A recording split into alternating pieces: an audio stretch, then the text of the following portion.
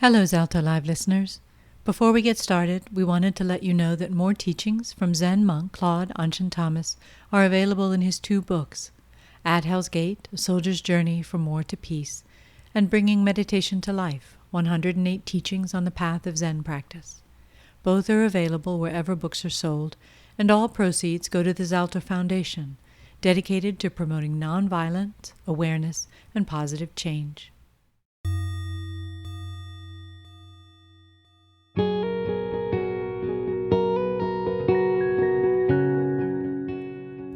Hello and welcome to Zalto Live, the podcast featuring Zen Buddhist Monk Claude AnShin Thomas, who will share with you his life experiences that includes not only military combat, personal violence, and addiction, but also healing, transformation, and the ongoing joy of everyday life.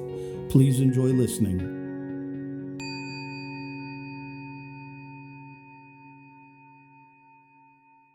Questions? Grace. Since daily life and meditation are not two separate things, should we aim at keeping breath awareness as long as we're awake? Yes. Next question. I noticed specifically in my relationship with cats that loving them comes with attachment.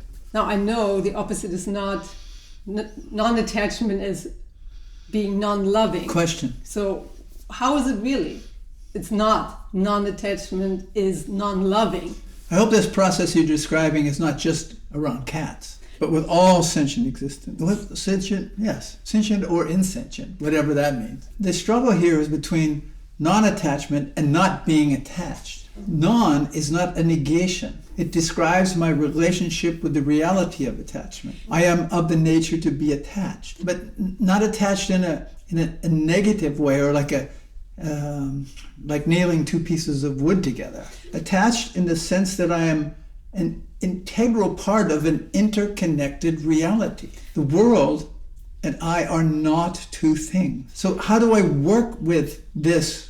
How do I work with these realities? This is where practice then serves me. Am I using the things that I have interaction with in my world, or in the world, as giving me worth? Or am I realizing that I'm not separate from them, that I am connected to them, that I am responsible? And as I give care and affection, it is also returned. But if I'm giving care and affection with the expectation that I will get the care and affection in return that I want, I fail to recognize the interconnectedness of all things. And while I can tell myself that I'm not giving to receive, that I don't have that expectation, if it's not met in the way I want it to be met, am I able to pay attention to how I respond to that? The basic reality is non-attachment. It's not being attached. Question from the group. Oh yeah, Musen had one. Would you say that as humans, most of our problems are created by ourselves? For example, through the attitude or behavior? Yes, either through my behaviors, my perceptions, or my attitudes.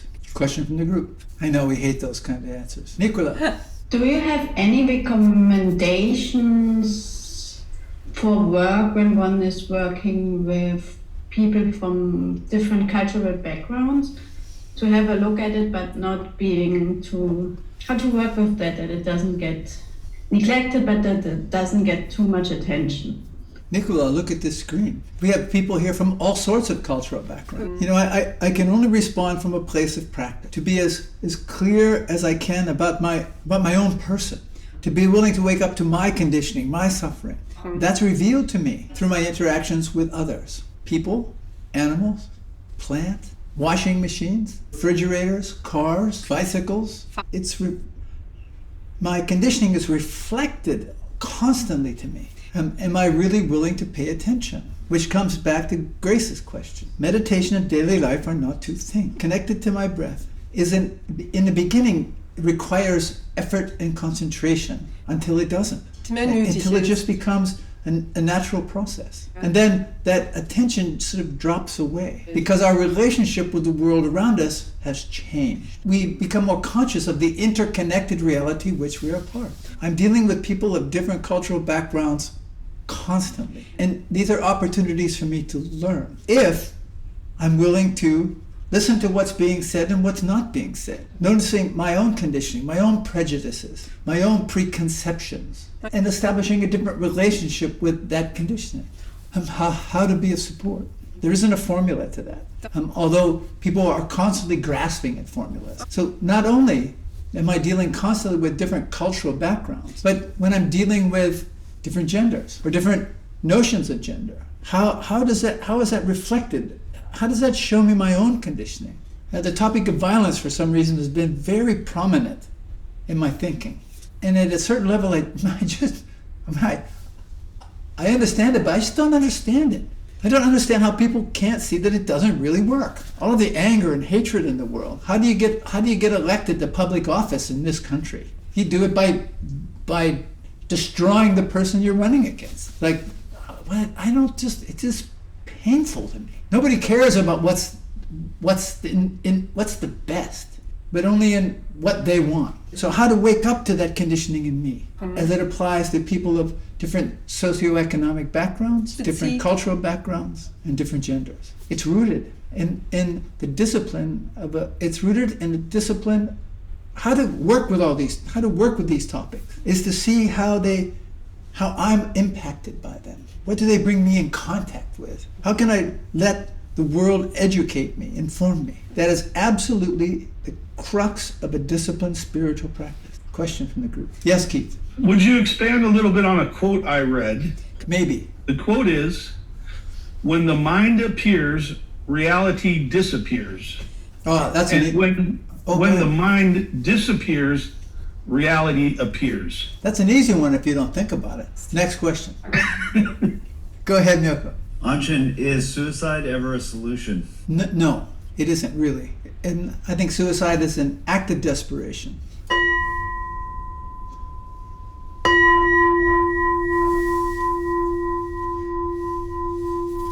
Driven by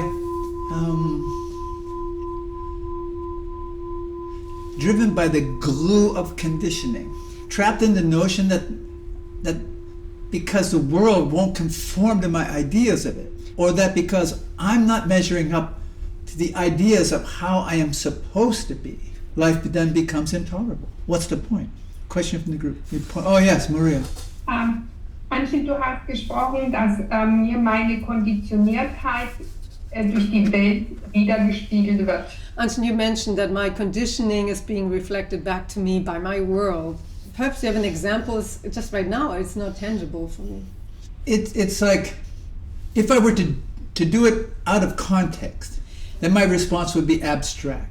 I would have to see it more I would have to have more interactions with you, and then I could respond to you in context. I really am not attempting to avoid your question, but really just to respond to it as appropriately as I can. That could be happening in any number of ways. Question from the group. Yes, Peter. Earlier in this session, you said that expecting love to be reciprocated is to ignore the interconnectedness of the world. Yes. Could you explain that? Because it would seem to me that if you're expecting something back from your actions, then you're seeing the interconnectedness. If I'm, for example, if I'm doing something to elicit a certain kind of response, then generally I have an idea of what that response is supposed to look like. So everything is then formulated around my ideas. If I'm attempting to get the world to conform to my ideas, then I'm actually quite far away from the interconnected reality of which I'm a part. So I don't use words like love very often, because they can only that word can only sort of point at a certain kind of emotional response from me. It's often quite inadequate because it's such a loaded word. So can I be loving? Can I be generous? Can I be kind without the expectation that it will come back to me? Am I doing this just to do it? My cat. Like he'll jump in my lap. Always. This is a crazy thing. So he'll jump up in my lap and he'll start kneading me. It's cat acupuncture. He's doing it just to do it. He's not expecting anything in return. It's sort of something that it just evolves. So it's being present with that interconnected reality that allows me to experience the depth and breadth of love in any given moment. The depth and breadth of these words that we use really transcends any idea of them. Can I see how the trees love me? Can I see how the washing machine loves me? Can I see how the grass loves me? Am I able to see that? That's being part of, for me, being part of the interconnected reality of which I'm a part. I wish, though, that the cat would do that kneading on the back of my neck. See if that cat acupuncture would work there. Gabby, you had a question. Siehst du einen Unterschied zwischen Selbstmord und, ich weiß jetzt gerade den Ausdruck nicht, so begleitetes Sterben, wenn ich sehr krank bin und ich weiß das Wort gerade nicht. Sterbebegleitung, irgendwie assistiertes Sterben. Do you see a difference between taking one's own life or engaging in assisted dying? Yes. Question from the group. General. How would you evaluate Buddhism in context of a perspective to the Abraham religions? Okay. I don't compare them. It's really just to see where we're connected. It's just like that. Where am I connected? Not where am I different? Because it seems like the species is always, or for the most part, focused on where we are different. Focusing on where we are different, it seems to me that it's the effort to create specialness, superiority, and a failure to just simply be content, to be stable and solid in my beliefs. That's really what drew me to Buddhist teaching. I didn't experience that, but was constantly encouraged to see where I was connected, not where I was different. So no, I don't get into comparisons. Question from the group. Yes, Gabi. Die Gedichte von Rumi, bedeuten dir die etwas? Ja. There's those poems from Rumi. Do they speak to you? Oh, I don't know. It's been a long time since I've read them. And I haven't read them all. And I'm unable to read them in their original language. The most recent poems that have really profoundly affected me are Rilke's. However, I can't read him in his original language. And so I'm left with reading the pieces and I depend on the skill of the translator.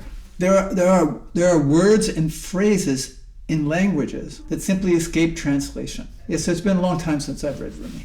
Question from the group. Yes, Getzigan. How can you see that the grass loves you? You have to be willing to see that. You really have to be willing to. And that when I mention some things like that and people laugh, what it shows me is that they really do miss the essential point. Yeah. They're already diminishing the experience. Be willing to experience the absolute wonder of existence. It's an incredible thing that I'm a part of this incredible. I'm a part of this existence. You see these massive photos of the solar system. It's endless, not other than this body. Do I have the courage to really feel, to really be present? That's the point of spiritual practice. Disciplined spiritual practice. Question from the group. Yesterday you mentioned to not seek external comfort. If you support someone in their suffering, what are you doing it for if not to comfort them? Hey, I'm doing it just to do it. Okay.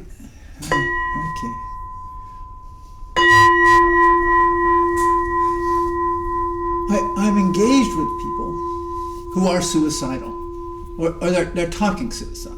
My engagement with them is not to make them somehow feel okay, to feel good, to comfort them. It's about meeting them where they're at and allowing the circumstance to inform me how I am to engage with them. If I approach these situations from an ideological or theoretical perspective, I will then become part of the problem, not part of the solution, whatever that is. My responsibility is not to prevent them, just to meet them where they're at and see how that unfolds. I've had people speak to me, people who are dealing with severe illness that may or may not be terminal, and simply to let them know that there are options if that's what the circumstance of engagement with them warrants. But suicide isn't that option for me. It's a negation of the impact that event has. It's a denial of the interconnected reality we live in. Question from the group. Yes, Myoshin. AnShin, how would you respond to someone who sincerely believes that they perceive dead people and can speak for them? I don't know. I would have to be in their presence. Because it's the experience, the interaction with them that would define that. Yeah, I never diminish. I won't say that. I don't know that that's always true. I make my best effort not to dismiss or diminish, but it's always in the interaction. There are some times when I'm sitting, when faces appear to me. I have no idea who or what they are, but they're very clear faces. There are times when I'm making the transition from awake to sleep. When I'm aware of that transition, again, I can see faces. They're very clear. I have no idea. I have no idea who or what they are. They're human faces, but I don't read too much into it. I just go, oh, wow. So I think that this is the point. I would have to meet the people and through that interaction to really see, to have an impression about what's happening. Is it possible? I have no idea. So it could be possible. I haven't met anyone yet that I was convinced about that, but I guess it doesn't mean it's not possible. Question from the group. Maria. AnShin, wie kann ich das machen, dass, also mir bereitet es Probleme manchmal, wenn ich zuhöre, das Verstehen, es im Gedächtnis zu behalten und dann zu wiederholen. Sometimes too much for me. Manchmal zu viel für mich. Genau, manchmal, I have problems with hearing something, understanding this in that moment, then remembering it and repeating it. So mostly it's too much for me. It doesn't matter. I had a teacher tell me in my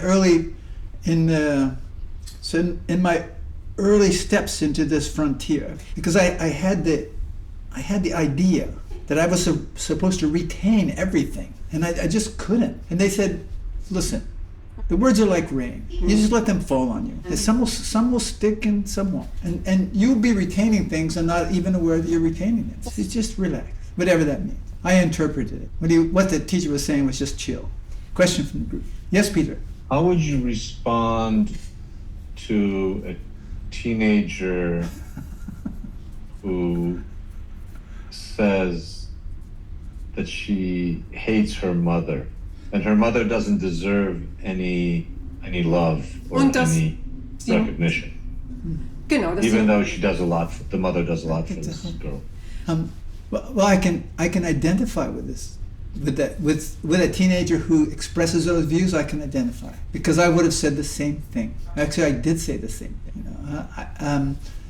I think I need to be willing to listen, to hear what's being said and what's not being said. And I hear that stories over and over and over. People grew up in families where everything was provided for them. They had plenty of food, they had nice clothes, they had plenty of opportunities, but they were missing. To them, they were missing some sort of authentic human connection. They felt rather lost. There weren't any clear boundaries for them. In my case, my mother was just flat abusive, physically abusive and exploitive. And it wasn't until, 5 years ago that suddenly I was just able to say, well, what must have happened to my mother to treat me like she treated me? I mean, it doesn't change it or doesn't excuse it, but I began a different relationship with my mother and me. So I would need to be willing to just listen, because I hear that. I hear that frequently. Mothers, fathers, husbands, wives, girlfriends, boyfriends. I hear it often. So I would have to be present with that person. Fine. And really the circumstances would then inform me. Yeah. But hate, it's quite I just don't have room for that anymore. Thank you for listening to this episode on Zalto Live. If you would like additional information, please look at the show notes or visit zalto.org. That's ZALTHO.org. Our work is made possible solely through donations, so please consider making a tax-deductible gift on our website. We wish you well and thank you.